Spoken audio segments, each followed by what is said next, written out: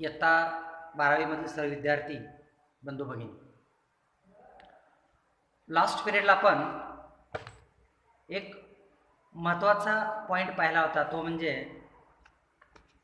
The heat of reaction or enthalpy change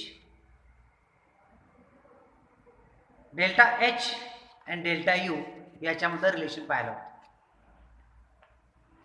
What is the relation between enthalpy of reaction and change in internal energy in isochoric process and isobaric process? हा point आपण गेल्या पिरियडला पाहिला.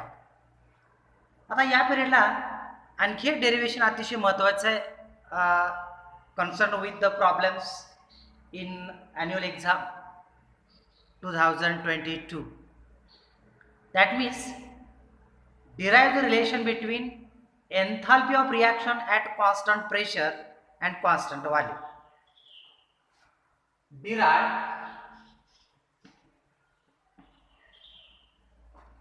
the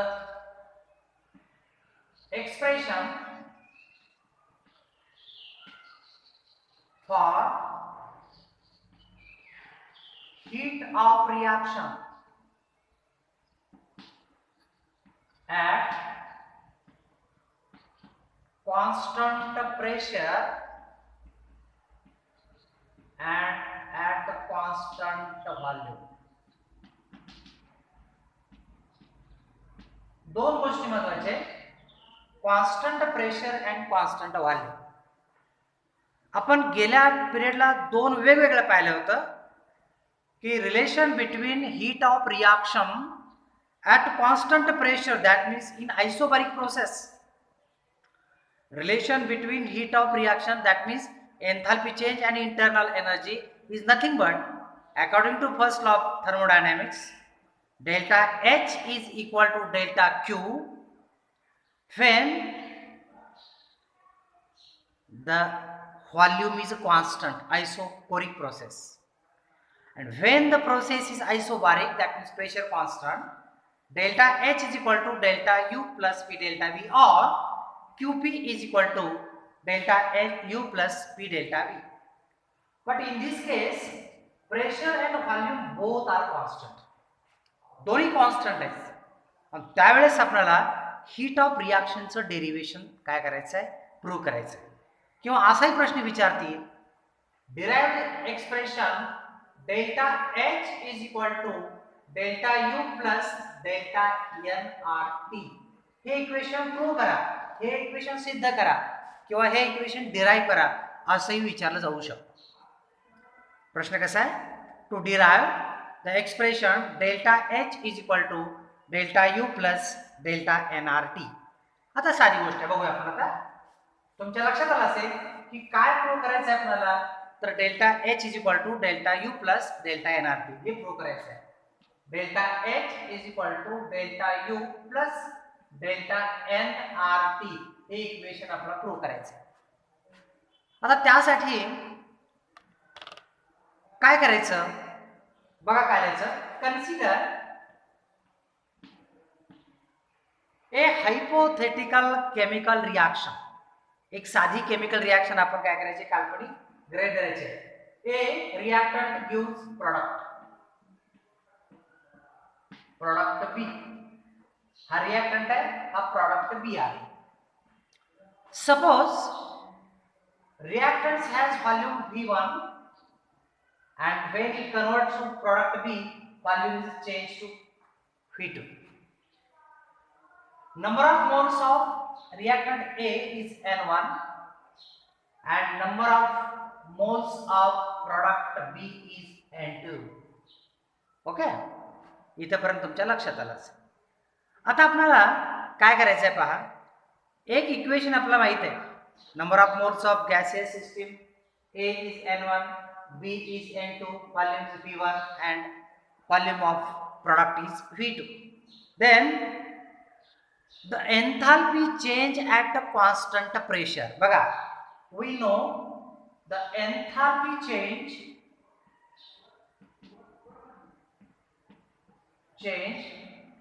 at a constant pressure is equation माहित आहे, delta H is equal to delta U plus P delta V.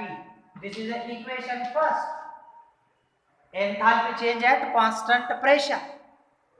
But we have to derive the relation between delta H and delta U, or delta H is equal to delta U plus delta nRT. That means heat of reaction at constant pressure as well as constant volume.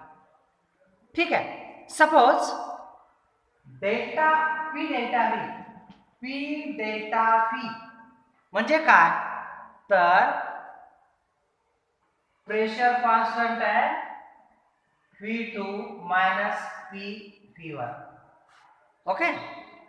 P delta V म्हणजे काय, pressure तो constant आहे. Delta V म्हणजे काय, V2 आणि V1 मधला फरक, difference between the final volume and initial volume. Okay. But according to general gas equation, PV is equal to nRT. बघा इथं P डेल्टा V म्हणजे PV is equal to PV2 minus PV1. आता PV is equal to nRT. हे equation आहे, general gas equation माहित आहे. Therefore PV1 is equal to N1RT. बघा PV2 is equal to N2RT. कारण N1 is number of mole, N2 is number of moles of gaseous product. पहा, हे equation prove करताना काही गोष्टी लक्षात ठेवायची आहेत की this is the relation between delta H and delta U at constant pressure as well as constant volume. We know the equation heat of reaction at constant pressure, delta H is equal to delta U plus P delta V. Pressure constant आहे, volume बदलणार आहे. Delta V म्हणजे volume मधला फरक. आपला हे constant ठेवायचं आहे. काय करायचं आहे, ते पण कॉन्स्टंट ठेवायचं आहे. मग आपल्याला एक जनरल गॅस इक्वेशन माहित आहे, PV is equal to nRT. फक्त या टर्मचंच आपल्याला थोडं कॅल्क्युलेशन करायचं, बाकी काय नाही. PV1 जसं आपण PV is equal to nRT म्हटलं, तसं PV1 म्हणजे व्हॉल्यूम बदलत आहे. PV1 is equal to N1RT, PV2 is equal to N2RT. Put these values in this equation. या इक्वेशन मध्ये त्या किमती आपण भरूया. बघा आता P delta V is equal to N2RT minus N1RT. N2RT minus N1RT. पहा आता काय केलं आपण, या PV1 आणि PV2 च्या किमती या इक्वेशन मध्ये ठेवल्या. P delta V is equal to PV2 बरोबर काय, N2RT. PV1 म्हणजे काय, N1RT. याच्यामध्ये P delta V is equal to N2 minus N1. Common काढा आणि RT बाहेर काढा. RT कॉमन, RT काय, common. Then P delta V is equal to delta N, change in number of moles. इथं volume नाही, फक्त काय केलंय, मीनिंग बदललेला आहे.